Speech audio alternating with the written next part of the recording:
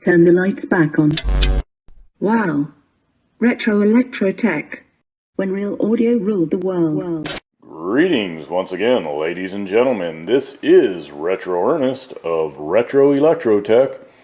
And here on this bench we have a Bang and Olufsen Beosystem 10. This is a little ghetto blaster here from the mid-80s. And I believe from what I was able to gather, it had a production run of a handful of years or so on into the early 90s. And seems like it's a nice little unit, pretty weighty and slimline, pretty like around, yeah, maybe like so. I have it propped up right now, so I don't want to spin it around, not until I'm ready to get into the back a little bit more. But anyways, this came to me with a customer complaint that some of the input selector switches here are behaving, intermittently, a bit noisy. No surprise there. And anyways, this is of course a cassette player. You can see the cassette door there. And there's a little programming area here for the various FM modes here, some presets. It has FM, FM3, FM2, FM1. So you can, program some presets here for FM1, 2, and 3.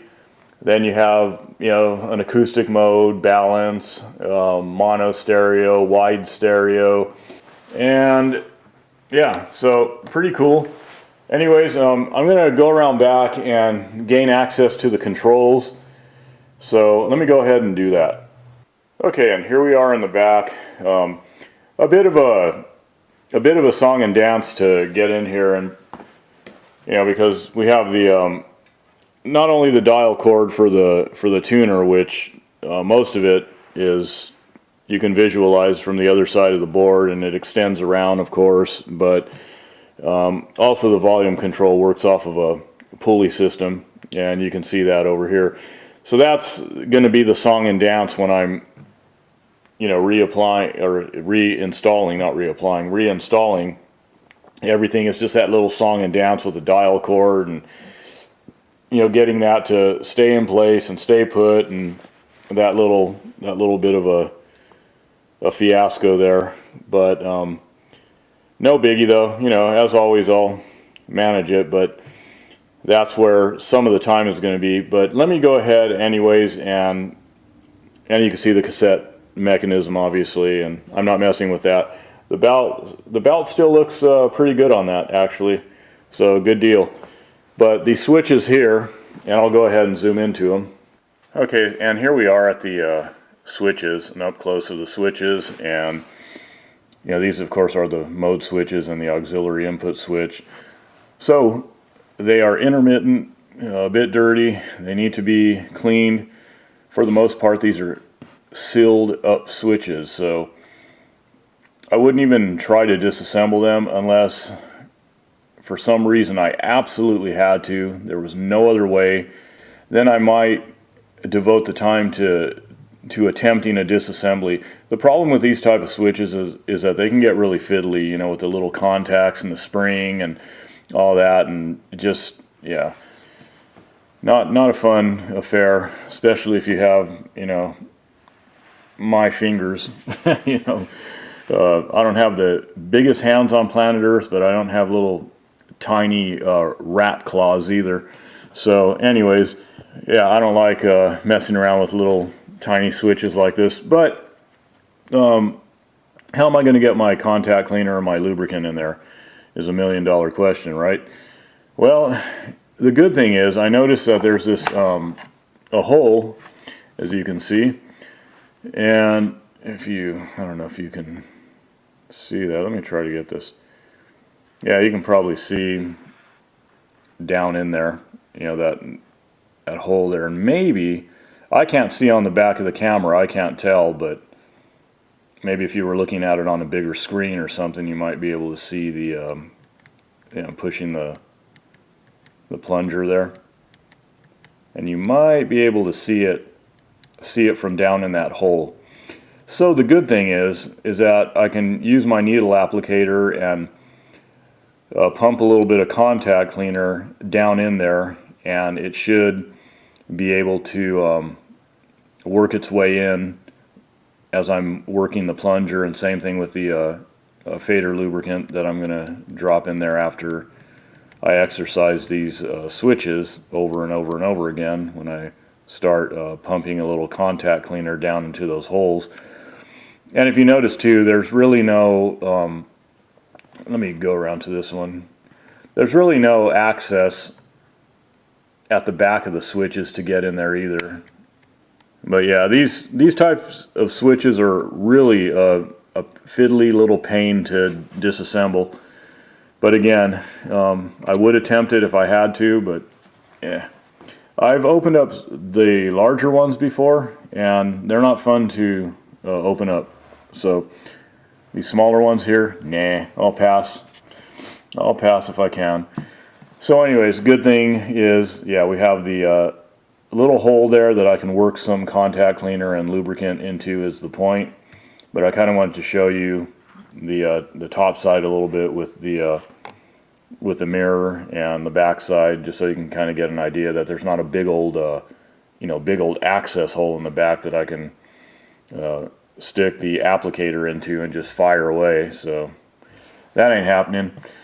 So let me go ahead and get to it. Okay, so I'm starting to spray these out here, and I want to share just a little tip for what it's worth. I don't know, maybe some of you will like it, maybe some of you won't. It's something I've been doing for a while, but sometimes I'll use, like, you'll notice on my applicator here, I have this piece of foam.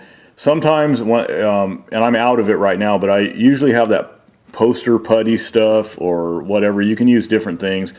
But the reason I like to do this when I'm spraying into really tight holes like that is you'll get a lot of back pressure, and it'll shoot all over the place. So you can see me how I'm dropping the applicator into that hole, and then I slide the little sponge, okay, that little foam rubber sponge down over it, and it forms a seal over the hole, and it prevents it from spraying all over the place. And also too, because this foam will seal over the hole and conform to it, it helps to force a little bit more pressure in there. Okay, so, and then of course I'll just work it and work it and work it and work it and work it and work it. And did I say work it? So anyways, that's just a little tip. I don't know how many of you will find this useful. I just, sometimes, like I said, I use a little piece of putty actually that I just lay down on there with a little hole in it and just kind of smush it over, and just to form a seal and to prevent it from spraying out.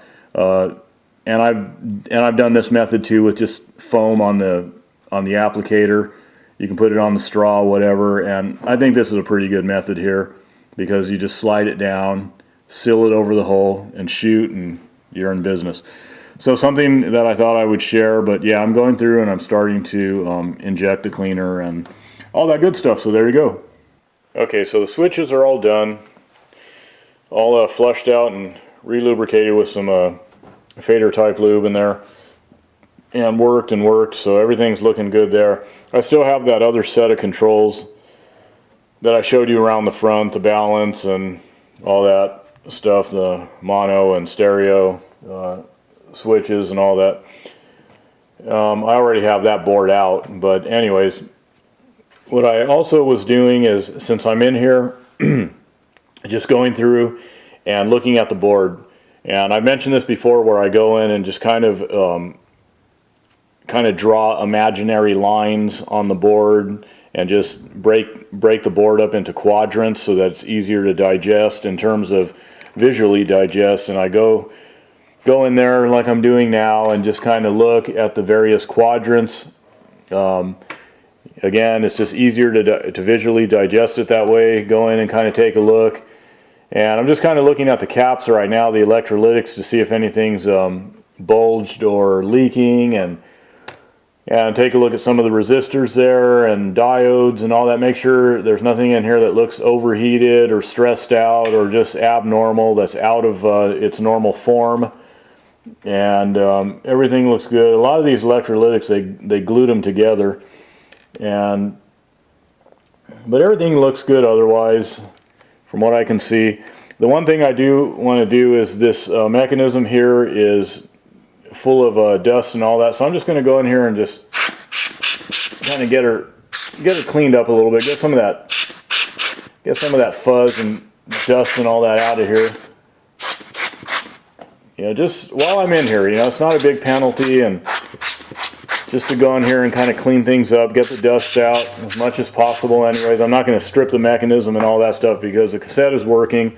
That's not what I'm in here for. I'm just in here to, you know, get these controls resolved and whatnot. But again, I don't mind while I'm in here just get some of this dust out of the mechanism as much as I can anyways without stripping it all down.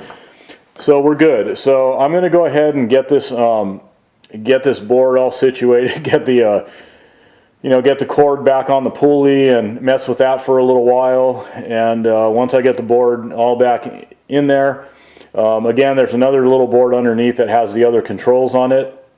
So whatever. And oh, by the way, real quick, while I have this open, I'm just going to show you that, yeah, there were several little harnesses here, little connectors and all that throughout, and some wires that I had to disconnect. The cover itself, I don't know if I can get this in the shot, but you can see the, you know, the various connectors and what have you. Little odds and ends here and there that you need to kind of be aware of in here. You can't just go pulling stuff out and pulling boards out and all that. You have to be aware of what's going on with, you know, the wiring that's attached to stuff, and not go in there like a bull in a china shop and all that. So anyways, let me get this board back in, and then I'll be right back. All right, so I'm going to get to servicing these controls now that I pointed out on the front of this radio, you know, for the what are they called, presets and all that, and the balance and whatnot. So same thing, rinse and repeat, clean these up. And then after that, that's pretty much it. I'm going to get the back reinstalled and start doing some testing. Okay, so everything's put back together, obviously, and I'm just going to go through the mode switches there, because that's what the customer was saying was problematic, noisy, intermittent, whatever. And everything appears to be okay. Now remember, this has FM, FM3, FM2, and FM1. The FM3, 2, and 1, it just have to do with presets, you know, and I don't think there's any presets associated with those FM3, 2, and 1 buttons. There might be some stations, faint stations in the background, I don't know, but I think it'll be evident that when I'm pressing those different selectors that they're not intermittent, and probably the static you hear in the background, you can obviously distinguish that that's because the station is not coming in strong. So you'll see what I'm talking about. And otherwise, let's go ahead and go through. Let me just click on just straight FM, and I have a country station tuned in on that button there. Okay, so I'm not going to camp out on the station because obviously copyright stuff. And then FM3. Okay, so you could hear a faint station in the background there, and of course you can hear the static in the background, but otherwise. Okay, so you can kind of hear a station in the background a little bit. And then FM1. Okay, just white noise, whatever. So, but you know, you don't hear the signal cutting in and out or anything, getting intermittent or whatever the case. So All good. AM, well, you're just going to hear hum on that right now. Okay, so, and then that's just an AFC button. Auxiliary, I just have a CD player piped into the auxiliary. You know, my little, okay, copywritten stuff, so I'm not going to camp out on that. So you can see that's working. And then our cassette player, tape. Okay, and there you go. So, you know, everything is doing what it's supposed to be doing as far as the selectors for the inputs. And yeah, that's about it. That's what I was asked to do, and that's what I did. And other than that, you know, I'm just going to end it here. And like I always say, guys, peace, love, music, and the vintage audio that brings it to your ears. Till next time, you all take care. This is a poor man's shoe production.